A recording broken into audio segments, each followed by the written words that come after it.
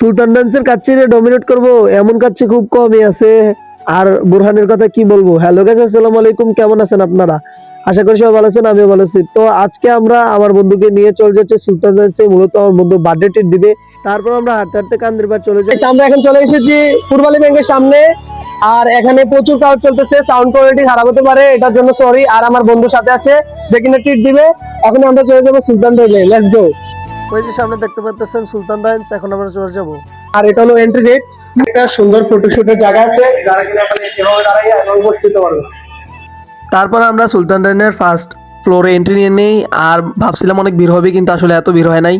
দেন আমরা একটু অর্ডারের জন্য ওয়েট করতেছিলাম। তারপর আমার বন্ধু বার্থডে বয় অর্ডার করে দেয়। দেন আমাদের অর্ডার চলে আসে। প্রথমে আমাদের বুরহানি দিয়ে দেয়, সাথে ফালুদা আর সালাদ। দেন তারপর আমাদের কাচ্চি দিয়ে যায়, যেটা কিনা হাফ ছিল আর কি।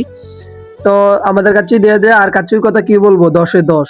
কিন্তু ভাই মাটনের পিসও অনেক ভালো ছিল, আলুও একটা বড় সাইজের দিয়েছিল। কিন্তু কথা হলো কাচ্চি তো 10-এ 10, আর মাটনের পিসগুলো অনেক নরম। কিন্তু আমার কাছে বোরহানিটা তো ভালো লাগে নাই, কারণ বোরহানিটাতে একটু ঝাল বেশি হয়ে যায়।